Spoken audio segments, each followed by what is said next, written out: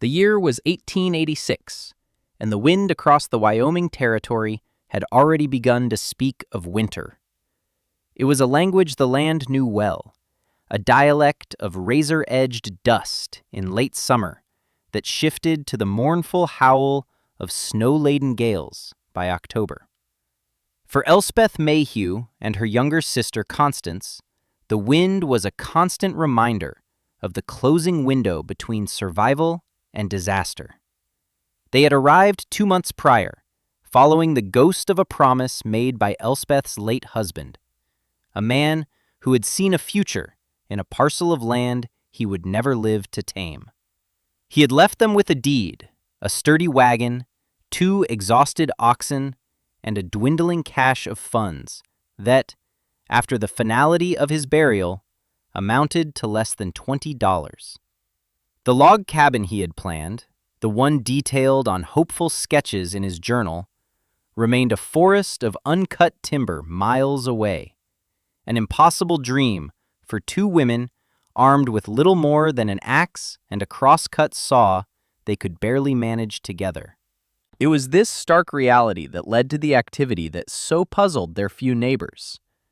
Instead of felling trees or laying a foundation on the open plain, Elspeth had spent a week walking their 160 acres with a peculiar intensity, her gaze fixed not on the sky or the horizon, but on the ground beneath her feet. She paced the swales and rises, crumbling soil between her fingers, noting the angle of the sun at dawn and dusk. She finally chose a south-facing hillside, a gentle swell of earth tufted with buffalo grass and dotted with soapweed yucca. It was there, with a spade and a pickaxe purchased from the $4 she had allocated for the entirety of their shelter's construction, that she began to dig. Constance worked beside her, her movements a mirror of her sister's, a silent testament to a trust that ran deeper than understanding. They were not building up, they were digging in. Word of the Mayhew sisters' strange labor traveled as fast as a prairie fire on the dry wind. Homesteaders, isolated by miles but connected by a web of shared hardship, made excuses to ride past the Mayhew claim. They would rein in their horses at a polite distance, watching the 2 women, clad in stained work dresses, rhythmically carving a precise rectangle into the earth. The growing cavity in the hillside became a subject of quiet speculation at the trading post, a source of pity and grim amusement. It was seen as a monument to folly, a physical manifestation of grief's unhinging power. They were digging a grave, some whispered, not a home. Amos Kelleher was the first to voice his concerns directly. He was a man whose opinions were as solid and weathered as the sod bricks of his own home, a man who had survived 10 Wyoming winters and believed he had earned the right to dispense wisdom. He rode over one afternoon, his face a mask of stern benevolence, and found Elspeth levering a stubborn rock from the deepening pit while Constance hauled away earth in a wheelbarrow. "Mistress Mayhew," he began, his voice carrying the weight of unassailable logic. "This is no work for women. And this is no way to build. A dugout is a damp, cold hole. The roof will leak, the walls will weep, and in the spring thaw, the whole thing will likely collapse on you. It is a temporary refuge for a desperate bachelor, not a proper home." His wife, Dora, who had accompanied him, offered a different brand of counsel, one steeped in pity. "Elspeth, dear," she said, her hands clutching a small basket of eggs she had brought as a pretext for the visit. "You must be sensible. There is still time before the first snow. Mr. Kelleher and the other men would surely help you raise a small cabin, a one-room affair. If you would only ask, no one would think less of you for accepting help in your time of sorrow." Her words, meant to be kind, carried an undertone of judgment, the soft implication that Elspeth's current course was an act of prideful madness, a deviation from the established order of things that could only end in tragedy. Amusement, Elspeth noted, was often a safer position for a person to take than compassion. It required no investment. The community's reactions sorted themselves into predictable categories. Amos represented the practical skeptic, the man who trusted only the evidence of his own hard-won experience and saw any deviation as a dangerous flirtation with disaster. Dora and the women who echoed her sentiments were the community chorus, their voices a blend of genuine concern, condescending pity, and the irresistible salt of gossip. They saw the sisters' labor not as an act of innovative survival, but as a pitiable spectacle. Then there was Ruth Hartley, a widow herself who lived on the neighboring claim. She would sometimes stop on her way back from the creek, watching from a distance. She never offered advice or criticism, her expression one of quiet, cautious curiosity. She saw two women working with a purpose that seemed too focused to be madness, and she alone chose to reserve her judgment, an act of silent respect that Elspeth felt more keenly than any spoken word. Elspeth listened to Amos Kelleher's pronouncements with a placid expression, her hands resting on the handle of her spade. She did not try to argue with his experience, for she knew his conclusions were drawn from what he had seen. His world was one of fighting the elements, of raising barriers against the cold and the wind. He saw the earth as an enemy, a source of dampness, a threat of collapse.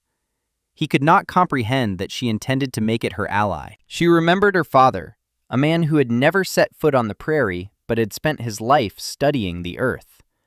He had been a canal engineer in Ohio, a man who understood pressure and mass, water and soil, in a way that was as foreign to Amos as the study of ancient Greek.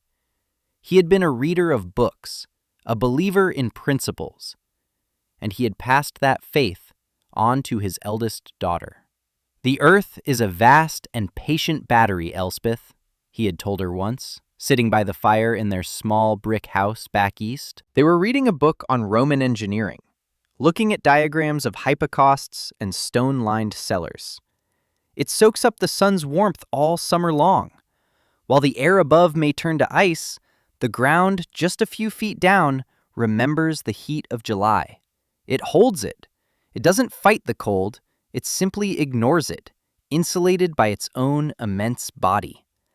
Men build their thin wooden walls and shiver, fighting a battle every day, burning fuel to push back the frost. But the badger in his burrow and the fox in her den, they are warm. They do not generate heat so much as they preserve it. They understand the principle. Watching an outcome, her father had insisted, was not the same as understanding the principle. Amos had seen dugouts fail, but he had never asked why they failed, attributing it to the inherent nature of the earth rather than to the flawed design of the builder. She tried once to explain a fragment of this to him. "Mr. Kelleher," she said calmly, wiping a smear of dirt from her cheek, "I am not digging a cellar. I am building with the earth, not just in it. The walls will be packed and dry. The roof will be insulated with a foot of living sod. The heat from our stove will not fly out through thin logs into the wind. It will be absorbed by the mass of the walls and radiate back to us all night long. It will be a thermal battery." Amos had stared at her, his brow furrowed in disbelief. "Thermal battery?" he repeated, the words sounding absurd and alien on his tongue. He shook his head slowly, a gesture of finality. "Mistress Mayhew, earth is cold and wet. Wood is what you build a warm house with. That is a fact of this world. You are putting your faith in book words, and I fear they will not keep you and your sister from freezing when the blizzards come." He turned and left, convinced he had done his duty, leaving the two women to their folly. The work was a relentless physical trial. The hole grew deeper, longer, wider, 12 feet by 20 feet, the dimensions carefully measured with a knotted rope. The initial layers of topsoil gave way to a dense, stubborn clay that had to be chipped away with the pickaxe. Elspeth's hands, accustomed to needlepoint and kneading dough, became calloused and hard, the skin cracking around her knuckles. Constance, younger and less accustomed to such exertion, often worked to the point of silent, trembling exhaustion. But she never complained. They developed a rhythm, a non-verbal communication born of shared purpose. Elspeth would break the earth, and Constance would clear it. Her trips with the wheelbarrow carving a path from the deepening hollow to the growing mound of excavated dirt nearby. They uncovered stones, rounded and smooth, which they set aside with care, their future purpose already decided. The $4 were spent with surgical precision. $1.50 went to a small, pre-made window sash with 4 panes of real glass, an extravagance that Elspeth deemed a necessity for light and sanity. Another dollar purchased a cast-iron stovepipe collar and a length of pipe, the crucial interface between their interior fire and the world outside. 75 cents bought a sturdy set of iron hinges and a latch for the door they would build. The final 75 cents were spent on a small wooden box of cut nails of various sizes, a treasure more valuable to them than gold. Every other component of their home had to be found, scavenged, or shaped from the land itself. Once the excavation reached a depth of 5 feet at the back, sloping gently upwards towards the front, they began to build. The rear and side walls were not simply the raw earth of the pit. They lined these walls with the stones they had collected, fitting them together like a puzzle. Into the gaps behind and between the stones, they packed a mixture of clay and dry grass, tamping it down with the end of a log until it was dense and solid. This was not a damp cellar wall. It was a carefully constructed thermal mass, designed to absorb and hold heat. The floor was a bed of thick, sticky clay, hauled from a nearby creek bed, which they spread and smoothed and left to bake hard under the late summer sun before the roof went on. It became a surface as firm and clean as flagstone. The most visible part of their construction was the front wall. This was not earth, but a freestanding facade that closed off the excavation. For this, they used the prairie itself. Elspeth showed Constance how to cut the sod, not in random clumps, but in long, uniform strips with the spade. Then, using the axe, they chopped the strips into bricks, each roughly 2 feet long and a foot wide. They laid these sod bricks like masonry, staggering the joints for strength, grass side down. The fibrous root systems knitted each block to the next, creating a surprisingly sturdy and well-insulated wall that was nearly 3 feet thick. They left openings for the doorframe and the precious window, which they constructed from scavenged cottonwood, its crooked limbs painstakingly squared with a hand plane. The roof was the final, critical piece of the design. They laid the straightest cottonwood and aspen poles they could find across the span, the ends resting on the top of the sod wall at the front and on a heavy log beam set into the earth at the back. This created a gentle slope. Over this frame, they layered bison hides that Elspeth's husband had acquired for trade, their scraped surfaces providing a waterproof membrane. And on top of that, they carefully placed the sod they had first removed from the site, grass side up this time. They packed the pieces tightly together, filling every seam with loose soil. Within a week, watered by a timely rain, the grass began to grow again, knitting the entire roof into a single, living blanket of earth, a foot thick. When they were finished, All that was visible from the front was a low wall of grassy bricks with a door and a window. From any other angle, their home was just a continuation of the hill, with only a thin metal pipe jutting from the earth to betray its existence. The first blizzard arrived in mid-November, not with a gentle warning of flakes, but as an invading army from the north.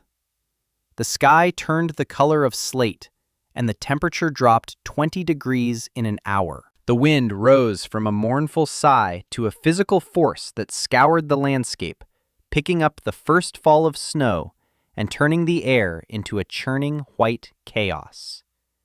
Animals disappeared, hunkering down in burrows and behind windbreaks. Smoke from the chimneys of the other homesteads was instantly torn to shreds. Amos Kelleher, securing his barn door, gave a brief, grim thought to the Mayhew sisters in their hole in the ground. He expected to be leading a recovery party in a few days. Inside the dugout, the world was transformed. The roar of the blizzard, which Elspeth knew was shaking the frames of the wooden cabins across the prairie, was here a distant, muffled hum, the sound of a faraway ocean. There were no rattling window panes, no drafts whistling through chinks in the logs. The very air was still. They had installed their small cast-iron stove near the center of the room, its pipe rising straight through the roof via the protected collar. Elspeth lit a small fire, using just a few pieces of the precious firewood they had spent weeks gathering. Constance watched, her instincts telling her to build a larger, hotter fire to combat the immense cold they knew was descending outside. Elspeth held up a hand. "No, Connie," she said softly. "Watch." She placed her palm against the packed earth wall a few feet from the stove. It was cool to the touch. "The walls are drinking the heat. A big fire would be a waste. We don't need to fight the cold. The house is doing that for us. We just need to give it a little warmth to hold on to." Over the next hour, as the fire burned steadily but modestly, a remarkable change occurred. The air in the room became not hot, but deeply, thoroughly warm. The stone and earth walls, no longer cool, now radiated a gentle, pervasive heat. The principle her father had described was no longer an abstract concept. It was a living, breathing comfort surrounding them. They were inside the battery now, and it was working. For 3 days, the storm raged. The world outside ceased to exist, replaced by the white noise of the wind and the ceaseless assault of snow. They had no sense of day or night, save for the slow rhythm of their clock and the changing light that filtered through their single, snow-plastered window. They cooked their meals, mended their clothes, and read from their small collection of books. The small fire needed only occasional tending. The house held its warmth, a steady, unwavering 55 degrees, while outside, the temperature plummeted to 20 below zero, with a wind chill that could freeze exposed skin in minutes. They were entombed in a cocoon of warmth and silence. Their faith in Elspeth's design, the only thing they had to measure the passage of time. They listened to the wind howling over them, a wild beast whose claws could not reach them. On the morning of the 4th day, they awoke to silence. The wind had died. The muffled humming that had been the background to their existence was gone. Elspeth unlatched the heavy wooden door. It swung inward, revealing a solid wall of white. The snow had drifted completely over the front of their home, burying them. For a moment, a primal fear flickered in Constance's eyes, but Elspeth was calm. She picked up a shovel. "It's just snow," she said. It took them an hour of steady digging to carve a narrow trench upwards to the surface. When Elspeth finally broke through, the world that greeted her was stunning in its ferocity and beauty. The sky was a brilliant, painful blue. The landscape was an ocean of white, sculpted by the wind into massive drifts that buried fences and reshaped the gentle contours of the land into something alien and arctic. The air was so cold it felt sharp in her lungs, a physical pain with each breath. The contrast was breathtaking. She stood in the trench, the frigid air a violent slap against her face, while from the open doorway behind her, she could feel a gentle current of warm, still air rising from their subterranean home. It was the moment of proof, a sensory confirmation more powerful than any argument. She stepped back inside, closing the door on the brutal cold. The warmth enveloped her like a blanket. The air smelled of dry earth, wood smoke, and the faint scent of the biscuits they had baked that morning. There was no hint of dampness, no frost feathering the edges of the window frame, no cold seeping from the walls. She looked at the calm, warm space, at her sister, safe and comfortable, and felt a profound, quiet triumph. It was not a victory of strength, but of understanding. Her father's words echoed in her mind. Understand the principle. She had trusted a truth deeper than common knowledge, and it had sheltered them. The $4 house had held. 2 days later, a figure appeared on the horizon, struggling through the immense drifts on horseback. It was Amos Kelleher. He had gathered 2 other men, and they carried shovels and extra blankets, their faces grim with the task they assumed awaited them. From a distance, the Mayhew claim was almost unrecognizable. There was no sign of a dwelling, only a vast, unbroken expanse of white. Then Amos spotted it, a thin column of smoke rising impossibly from the middle of a snowdrift. He spurred his horse forward, his heart sinking. They must be burning their furniture to stay alive, trapped in a collapsed hole. He dismounted, sinking to his waist in the soft powder, and floundered towards the source of the smoke. "Mistress Mayhew!" he shouted, his voice hoarse. "Elspeth! Are you in there?" He expected a faint cry, or worse, silence. Instead, the snow in front of him seemed to move, and a section of the drift swung inwards, revealing a dark opening. Elspeth stood there, squinting in the bright sun, a shawl draped loosely over her shoulders. She was not frostbitten, not starving, not panicked. She was calm. "Mr. Kelleher," she said, her voice even. "A rough storm. I trust your family as well?" Amos stared, speechless. Behind Elspeth, in the warm, lamp-lit interior, he could see Constance sitting at a small table, reading a book. The scene was one of impossible domestic tranquility. We came to see," he stammered, gesturing vaguely with a shovel. "We feared the worst." Elspeth stepped aside. "Please," she said, "come in out of the cold. The wind is still sharp." Hesitantly, Amos and the other men ducked through the doorway, emerging from the blinding white and brutal cold into the calm warmth of the dugout. The sensation was immediate and shocking. It was not the oppressive, smoke-filled heat of a cabin with a roaring fire, but a deep, even warmth that seemed to emanate from the very walls. The air was dry and clean. He ran a bare hand along the packed earth wall. It was not cold or damp. It felt like a sun-warmed stone.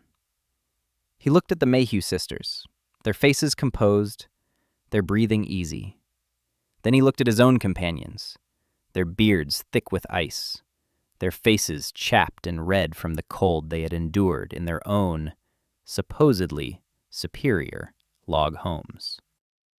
In that moment, Amos Kelleher's decade of hard-won prairie wisdom crumbled to dust.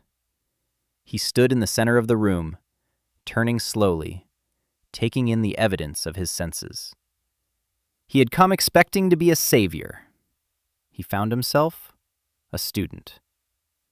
He finally met Elspeth's gaze, and the rigid certainty in his own eyes had been replaced by a grudging, profound respect. "I'll be," he said, his voice quiet with astonishment. "It's warmer in here than in my own house." It was a plain-spoken admission, but it was everything.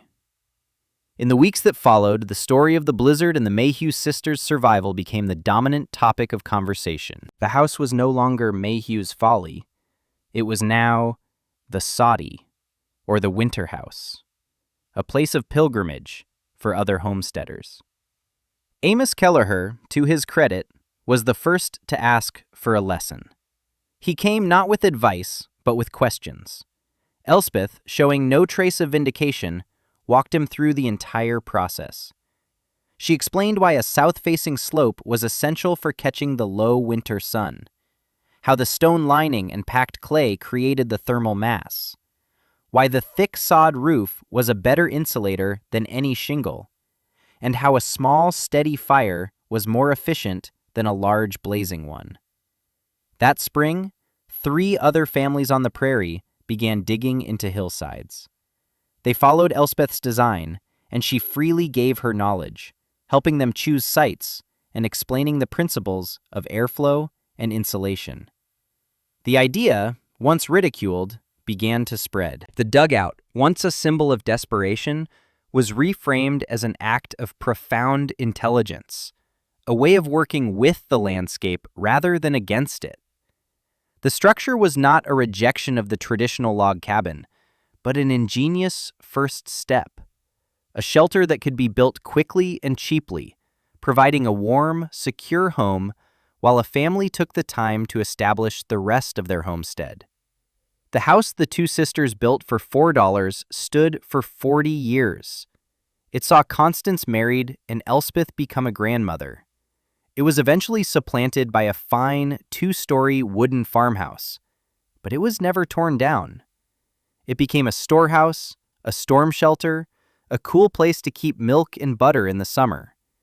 It remained a part of the landscape, a gentle, grass-covered mound that held the memory of the winter it had conquered. Long after Elspeth Mayhew was gone, newcomers to the territory would be told the story of the 2 women who, armed with little more than a spade, a few dollars, and a deep understanding of the earth, had built a home that taught an entire community a new way to survive. The house became a quiet legend, a testament not to brute force, but to the enduring power of a well-applied principle.